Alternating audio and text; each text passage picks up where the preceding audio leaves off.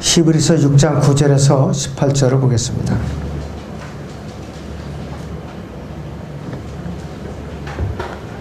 사랑하는 자들아, 우리가 이같이 말하지만 너희에게는 더 좋은 일들과 구원과 함께 올 일들이 있음을 확신하노라. 이는 하나님께서는 너희의 행위와 사랑의 수고를 잊으실 만큼 불의하지 아니하심이라. 그 사랑하는 너희가 성도들을 섬겼고 또 지금도 섬김으로써 그분의 이름을 향해 보인 것이라. 우리는 너희 각자가 끝까지 소망의 온전한 확신을 향하여 같은 부지런함을 보여주기를 바라노니, 이는 너희가 게으른 자가 되지 아니하고 믿음과 인내를 통하여 그 약속들을 유업으로 받는 사람들을 따르는 자들에게 하려는 것이라. 하나님께서 아브라함에게 약속하실 때에 두고 맹세하리가 자기보다 더 큰 자가 없으므로 자신을 두고 맹세하며 말씀하시기를 반드시 내가 너를 복주고 복주며 또 번성케 하고 번성케 하리라 하셨더니, 그가 그처럼 끈기 있게 견딘 후에 그 약속을 받았느니라. 실로 사람들은 자기보다 더 위대한 일을 두고 맹세하나니 확정을 위한 맹세는 그들에게 모든 다투는 일의 종결입니다. 이 점에 있어서 하나님께서는 약속의 상속자들에게 자기의 뜻이 불변함을 충분히 나타내시라고 그 일의 맹세로 확정하셨으니, 이는 하나님께서 거짓말할 수 없는 이 두 가지 변치 못할 사실로 인하여 우리 앞에 놓여진 소망을 붙잡기 위해 피난처를 찾아 나온 우리로 든든한 위로를 받게 하려 하심이라 하랬습니다. 오전의 말씀의 주제는 약속의 상속자들입니다. 약속의 상속자들. 이 본문에는 두 가지 주제가 있어요. 첫째는 구원과 함께 올 일들이라는 주제가 있고, 그 다음에 약속의 상속자들이라는 주제가 있는데, 먼저 구원과 함께 올 일들이 무엇가 있는가, 이것을 이 시간 우리 말씀으로 알아보죠.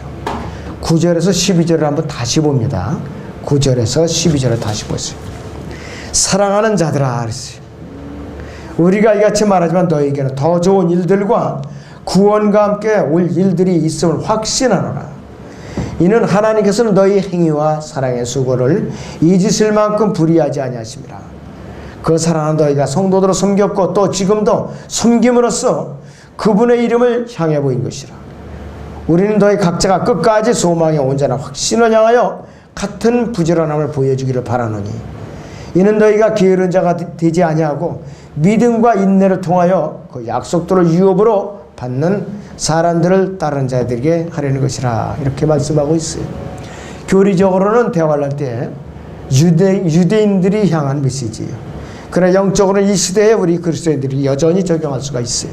여전히 적용할 수가 있어요. 사도 바울이 히브리인들에게 경고한 후에 확신과 위로를 주는 메시지라 이것이. 자, 예수님께서도 마태복음 6장에서 똑같이 경고하셨어요. 처음에 예수님께서는 마태복음 5장에서는 산상수훈을 제정하셔요. 천년하고 헌법 엄격해요. 규율이. 마태복음 6장 전반부에서는 대화를 하는 기간에 어떻게 이제 고통을 겪을 것인가.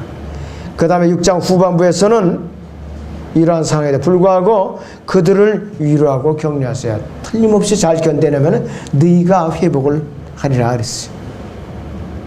그리고 공중의 새들도 들의 풀들도 다 먹이시고 입히시는 분이기 때문에 하물며 그분의 백성인 이스라엘 백성들이 말할 거가 있느냐 이것이.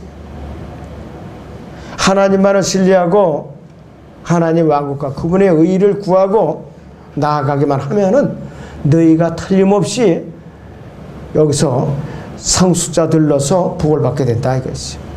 자, 그런데 이 히브리서에서는 구원을 한번 잃어버리면은 되찾을 수가 없다. 이런 메시지가 전파되는 거예요. 이래서 무서운 메시지라 이것이. 그럼에도 불구하고 확신과 위로를 주세요. 히브리서 6장 9절에서 우리가 이같이 말하지만 이러이러하게 경고를 하지만 그러는 거예요. 바로 그 소리가. 우리가 이같이 엄격하게 말하지만 너희에게는 더 좋은 일들이라 있다. 구원과 함께 너희에게 올 일들이 있다 이것이. 그래서 이들에게 구원과 함께 올 일들은 구원을 수반하는 일이에요. 구원을 위해서 어떠한 일을 해야 된다는 소리라 이것이. 이건 뭐냐? 행위와 사랑의 수고를 지키고 10절에서 그 다음에 11절에서 끝까지 소망의 온전한 확신을 향해서 12절에서는 믿음과 인내를 통하여 그 약속들을 유업으로 얻도록 끝까지 견뎌내야 된다는 소리예요. 그 행위와 믿음과 행위가 따르는 복음이라 이것이. 이 교회 시대와 관계없는 복음이라 이것이. 사도 바울은 더 쉽게 말하면 너희는 이런 일들을 능히 해낼 줄을 내가 믿으니까 너희는 각자 끝까지 소망의 온전한 확신을 향해서 같은 부지런함을 내게 보여주기를 바란다. 바로 이 말이에요, 이것이. 이러한 확신과 격려의 말씀을 할지라도 분명히 떨어져 나갈 사람이 생길 거라 이것이다. 아무리 좋은 충고와 격려와 꾸짖음 속에서도 이 일을 이뤄내지 못하고 결국은 저주받을 자들이 생길 거라 이것이. 그럼에도 불구하고 하나님께서 자기 백성들에게 항상 신실하게 소망을 주시는 분이에요. 힘을 주시고 위로해 주시는 분이라 이것이. 교회에서도 마찬가지. 이 교회에서도 아무리 가르치고 격려해주고 권면하고 책망해줘도 교회 밖으로 출교당한 사람, 떨어져 나갈 사람들이 여전히 이 교회 시대에도 있더라 이것이. 아무리 얘기를 해줘도 그냥 떠들어대라. 나는 나대로 가겠다. 이 한자 고의 마이동풍, 말 귀에다가 아무리 말이 바람이 불어도 관계없어. 마이동풍, 우이독병, 쇠귀에다 경밀기, 이런 식이라게 아무리 교훈을 해도 소용이 없어요. 그런 멤버들이 있어요, 교회 안에. 그런 멤버들은 분명히 믿음에서 떨어져 나간다 이것이. 주님의 몸이 지체로서 온전한 일을 하지 못한다는 그 의미라 이것이. 여기서 구원과 함께 올 일들은 뭐냐? 구원의 결과로서 오는 일이라 이것이. 그래서 구원을 수반하는 일이라 이것이. 바로 구원을 위해서 어떤 행위를 해야 되는 걸 보여준다 이것이. 그렇기 때문에 마태복음이나 사도행전이나 히브리서에서 강조하는 것은 뭐예요? 교회 시대와 교리와 다른 것이죠. 만약에 이 교회 시대의 구원을 위해서 행위를 제시한다면은 분명히 이단 교리예요. 지금 이단들이 주장하는 교리들이 대환란 내지 천년왕국을 지키면 딱 맞아요. 그때는 이단이 면제돼요. 대환란 때 그걸 지키면은 이단이 아니에요. 교회 시대에 그걸 지키고 강요하니까 이단 교리가 되는 것이에요. 바로. 왜? 그들은 세대 진리를 모르고 또 구원을 받았다 할지라도 그들은 진리의 지식을 모르기 때문에 아무거나 갖다 적용을 짓고 있더라 이것이. 이 히브리서는 교회 시대에서 환란 기간으로 넘어가는 전화기에 놓여진 책이라 이것이. 하나님의 계명을 우리는 지키라는 그런 것이 히브리서에 여러 군데 나오고 있어요. 특별히 이 히브리서 6장의 본문은 교회 시대의 성도들에게도 우리가 영적으로 적용할 수 있어요. 어떤 죄인이 만약에 구원을 받기를 원한다면 복음을 들어야 되죠, 첫째는. 그 다음에 하나님의 말씀을 믿고 죄를 갖다 자백을 해야 된다 이것이에요. 죄와 형벌에 대한 두려움을 느끼게 돼요. 그 스스로는 내가 구원을 받을 능력이 없다. 오로지 예수 그리스도께만은 나를 구원할 수 있는 능력이 있다는 사실을 깨닫고 나서야 그분의 피를 내가 의지하는 거라 이것이에요. 그래서 성령으로 거듭나는 게 그 사람이 몸원형이 분리돼가지고서 그 사람의 몸에 성전이 된다 이것이. 자, 그래서 이 죄인에게 교회 시대 이러한 죄인에게 구원을 수반하는 일로서 먼저 성령으로 거듭나게 되고 혼의 구원을 받고 나서 그 다음에는 어떻게 되느냐 했어요. 구원받은 사람보다 오히려 죄가 얼마나 무서운가 몇 값 전에도 두려움을 느끼게 된다 이것이. 매 시간마다 매 순간마다 죄를 이제 짓는 순간마다 양심에 찔리오니까 또 자백을 하게 되고 또 예수님과 싸움이 시작이 되는 거예요, 그 사람에게. 그러다 보니까 육신과의 싸움에 계속해서 치열하게 되니까 아하, 도저히 내가 어찌할 바를 모르겠구나. 주님만을 내가 의뢰하지 않으면 안 되겠구나. 방법이 없구나 그랬어. 그리고 다른 그리스도인과 자연스럽게 교제하기를 갈망한다 했어요. 다른 그리스도인과 교제하는 것을 거부하고 혼자 담을 쌓고 있으면은 이거는 온전한 그리스도인이라고 할 수가 없어요. 그럴 때는 교제권에서 떨려 나가면은 열매를 맺지 못하게 되고 자동적으로 타락하게 되고 또 비참해지게 한이 없죠. 자, 그러니까 가장 비참한 사람 누구냐? 세상에 있는 사람들과 어울리자니 이게 양심이 또 있으니까 찔리고, 그렇다고 바로 주님을 섬기자니 자기가 또 너무 고단하니까 귀찮고, 중간지대에서 눈치를 보고 살자니 괴로운 거예요. 그런 사람들이 가장 비참한 사람이라 이것이. 그런 사람들이 있어요. 자, 바른 교회 나가자니까 이것저것 내가 구원을 수반한 일들에 이제 동참해서 해야 되는데 귀찮거든요.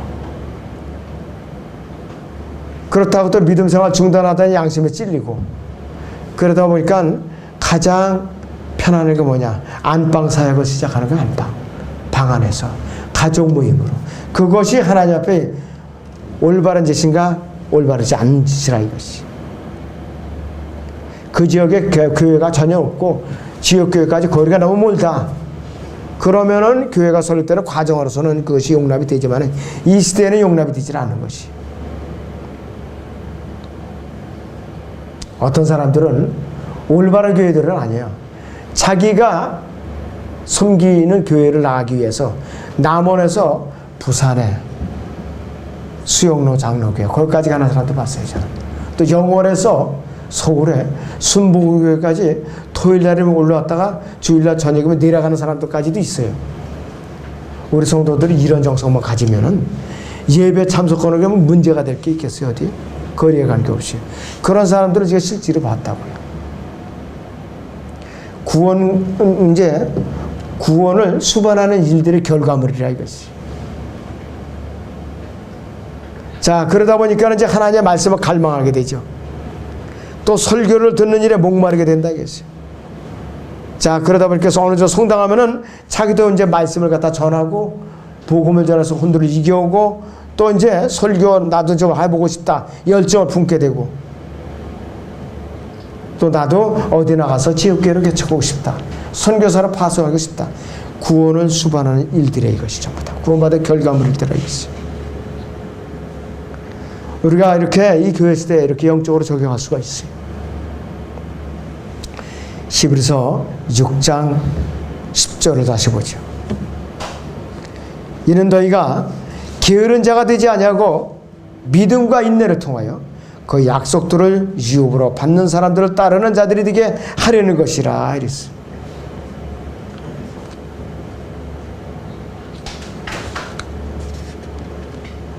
자, 그래서 이들에게 분명히 행위가 따르고 있어요. 사랑의 수고라는 행위가 따르고 있다는 것이죠.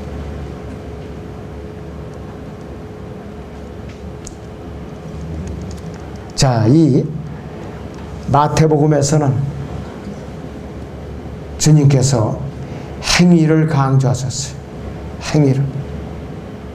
그런데 히브리서에서는 믿음과 행위를 강조하고 있어요. 자, 다시 정정합니다. 히브리서에서는 행위를 강조하고 있어요. 히브리서 6장 11절 보시죠. 우리는 너희 각자가, 그래서 우리는 너희 각자가 끝까지 소망의 온전한 확신을 향하여 같은 부지런함을 보여주기를 바라노니 그랬어요. 끝까지 행위를 지키라는 명령이 강조되고 있어요. 히브리서 3장이나 6장에서. 그런데 이 끝까지라는 것이 뭐냐 이거예요. 대환란의 기간이라 그랬어요. 다니엘의 70세주 대환란을 말하는 것이에요. 히브리서 6장 12절에서 여기서 보지 한번. 6장 12절에 이는 너희가 게으른 자가 되지 아니하고 믿음과 인내를 통하여 그 약속들을 유업으로 받는 사람들을 따르는 자들이 되게 하라는 것이라고 그랬어요. 히브리서 6장 12절에서는 인내를 갖다가 요한계시록에서는 뭐라고 여기서 강조하고 있느냐, 믿음과 행위로서 요약을 해주고 있어요. 요한계시록에서.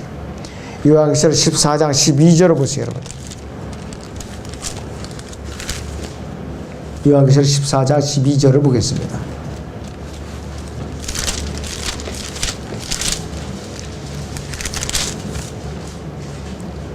여기에 성도들의 인내가 있으며 여기에 하나님의 계명들과 예수의 믿음을 지키는 자들이 있느니라고 하더라. 히브리서에서 인내로 강조하던 것이 요한계시록에 와서는 믿음과 행위로서 이렇게 정의해 주고 있어요. 믿음과 행위로서 완전 대화를 한중간에 놓여있는 그 문장이라 이것이요.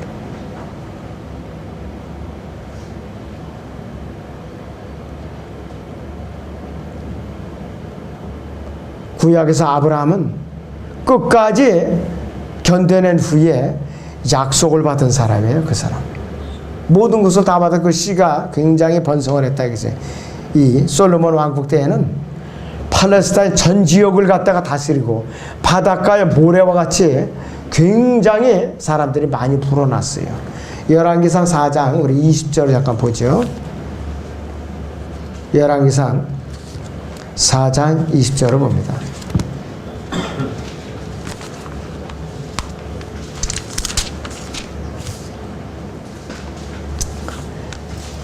유다와 이스라엘이 많아 바닷가에 있는 많은 모래 같았으니 먹고 마시고 즐거워하더라 그랬어요.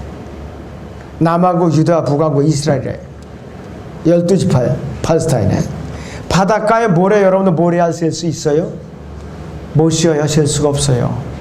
모르죠. 또 슈퍼컴퓨터 갖다가 일정 단위로 다 그릇에 담은 거는 셀 수가 있지만은 모래가에 그 전체의 모래를 셀 수 있는가? 안 돼요. 안 된다 이것이. 그만큼 번성했다 이것이.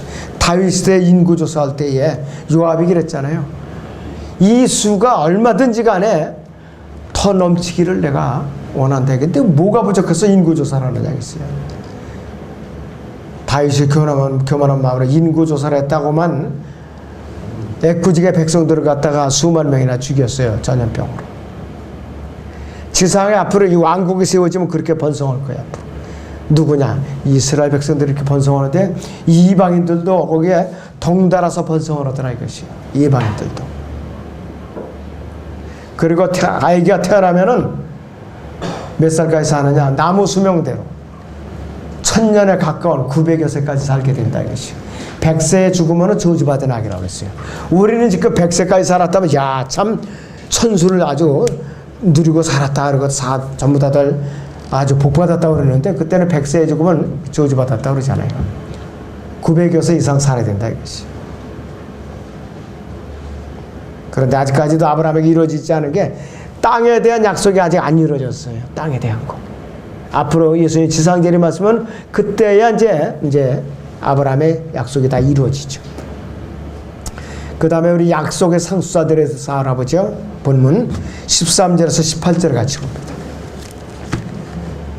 히브리서 6장 13절에 18절을 보죠. 다시.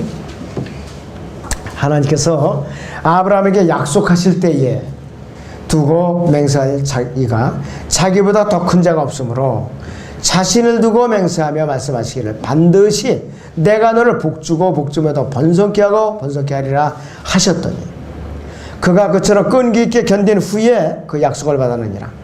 실로 사람들은 자기보다 더 위대한 일을 두고 맹세하나니 확정을 위한 맹세는 그들에게 모두 다투는 일의 종결임이라. 이 점에 있어서 하나님께서는 약속의 상수자들에게 자기의 뜻이 불변함을 충분히 나타내시려고 그 일의 맹세로 확정하시니 이는 하나님께서 거짓말할 수 없는 이 두 가지 변치 못한 사실로 인하여 우리 앞에 놓여진 소망을 붙잡기 위해 피난처를 찾아나온 우리로 든든한 위로를 받게 하려 하심이라 이렇게 말씀을 하고 있어요.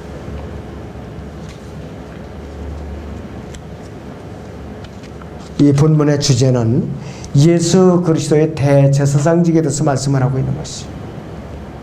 이방의 셈족 제사장 멜키세덱을 여기서 이제 앞세워 가지고서 이와 관련해 가지고서 아브라함이 이방인으로서 이교도 우상을 제작해서 팔아먹는 이교도 했었어요. 아브라함도 갈대아 우르에서. 그런데 히브리인의 조상으로 삼으려고 아브라함을 갖다가 불러내기 위해서 그렇게 된 것이요. 원래부터 아브라함은 히브리인이 아니었었지. 이교도라 이것이. 아브라함은 하나님의 약속을 하나님의 맹세로 확정을 받은 약속의 상수자예요. 그런데 이 시대에 TV에 한번 나왔었어요. 불상을 제조하는 사람들이 그렇게 장사가 잘 된대요. 주문이 아주 그냥 밀려 있더라고요. 어떻게 주문이 밀려 있는데 불상을. 어떤 사람들은 가정집에 불상을 갖다가 이렇게 놓고 살아요. 가정집에. 그냥 이리고 그냥. 이게 참 하나님 앞에 가증스러운 일이에요. 우상이라 이것이. 그런데 이것이 이 불황에도 그렇게 장사가 잘 된대요. 불황에도. 이건 뭐냐? 좋지 않은 징조예요. 나라를 봐서는 하나님 앞에 진노할 징조라 이것이. 자, 하나님께서 자신의 약속을 아브라함에게 이루시기 위해서 그분 자신은 두 번째 맹세를 하셨다 이것이. 자, 하나님께서는 그분 자신과 아브라함과 맹세를 했기 때문에 틀림없이 모든 약속을 다 지키신다 이것이. 거기 요한 히브리서 6장 17절 다시 봐요. 앞에 이 점에 있어서 그랬어요. 하나님께서는 약속의 상속자들에게 자기의 뜻이 불변함을 충분히 나타내시려고 이렇게 했어요. 약속의 상속자들이 나오는데 이 약속의 상속자들은 두 가지로 분류가 됩니다. 여기서 첫째는 믿음으로 성령의 약속을 받은 사람들인데 예수 그리스도의 예표인 이삭의 영적인 씨로서 믿음으로 아브라함이 자손이 된 이 시대의 그리스도인들을 말하는 것이에요. 두 번째는 아브라함이 육체적인 자손들이 하나님께서 아브라함과 맺으신 언약에 따라서 팔레스타인 땅을 앞으로 문자적으로 지상왕국에서 유업으로 받을 사람들이. 창세기 15장을 보겠습니다. 창세기 15장 18절에서 21절을 보겠습니다.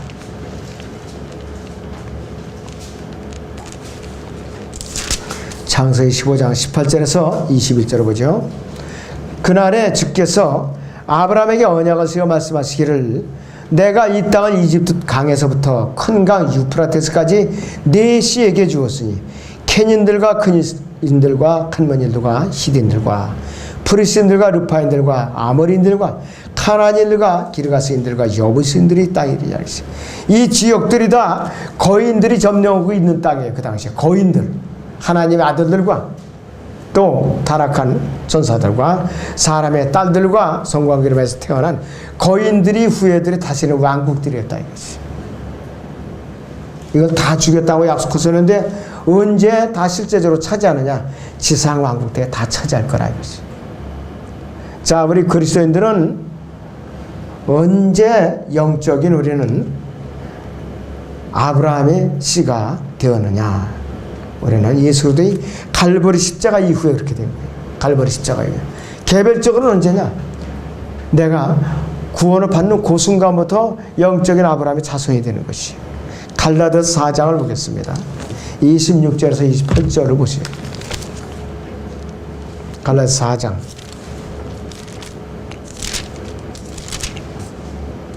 26절에서 28절을 보죠. 위에 있는 예루살렘은 자유로우니 우리 모두의 어머니라. 기록되기를 너 잉태하지 못하는 여인아 즐거워하라. 너 산고를 치르지 못하는 여인아 소리질러 외치라. 이는 홀로 사는 여인의 자녀가 남편 있는 여인의 자녀보다 더 많음이라고 했으니 형제들아 이제 우리는 이삭과 같이 약속의 자녀라 그랬습니다. 영적인 우리는 아브라함의 자손이라 이랬어요. 그렇기 때문에 우리는 천년왕국에서도 지상왕국에서도 복을 누릴 뿐만 아니라 영원 세계에 가서 우주 공간에는 100만 개 이상의 은하계가 있다고 그래요. 100만 개 이상의 은하계. 그리고 한 개의 은하계에는 1000억 개 이상의 태양계가 있다고 그러는데 1000억 개 이상의 태양계. 또 한 개의 태양계에는 3000억 개 이상의 별이 있다고 그래요.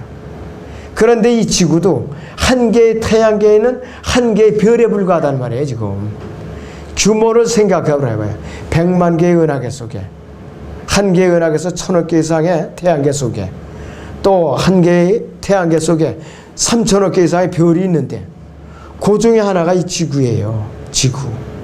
근데 아무리 이북에서 인공에서 쌓이고 그냥 발버둥을 쳐도 지구 테두리에서 빙빙빙빙 도는 거예요.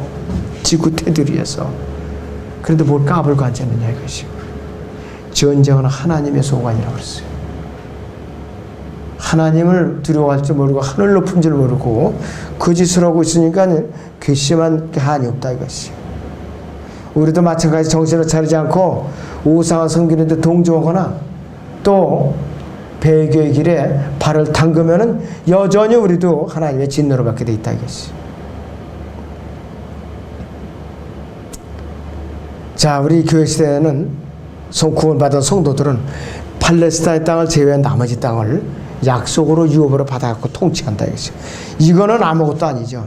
영원한 통치 이제 시작을 하는 백보자 심판 이후에 영원에 가서 그 어마어마한 우주 공간을 우리가 다스리는데 주님의 몸으로서 가득가득 채운다 이거지요.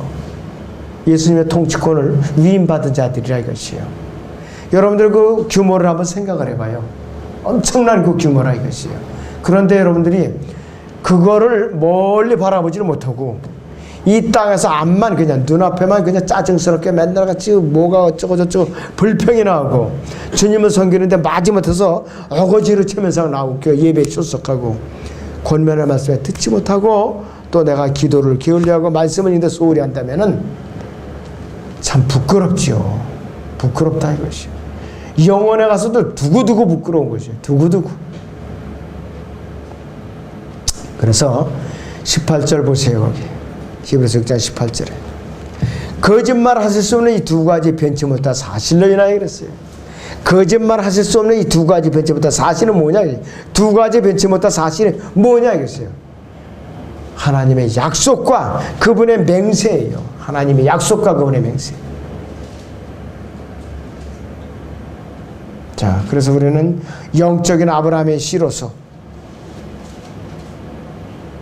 우리는 지상 왕국에서 다스릴 유업을 약속받은 사람들이고 영원에 가서 영원히 통치에 참여할 수 있는 그 약속을 우리는 받은 사람들이에요. 뭘로? 성령으로 인침으로써 고난에 동참으로써 그런 사람들이라 이것이요. 자, 그러니 지금 우리가 이 마지막 때에 이 배교의 시대에 세상적으로 좀 살기가 힘들다고 해서 과연 우리가 짜증부터 내고 감사함을 갖다 거두어버려야 되는가? 아니에요. 이런 때일수록 우리가 감사함을 계속 붙들고 있어야 돼요. 그러면서 재림을 우리 기다리는 것이죠.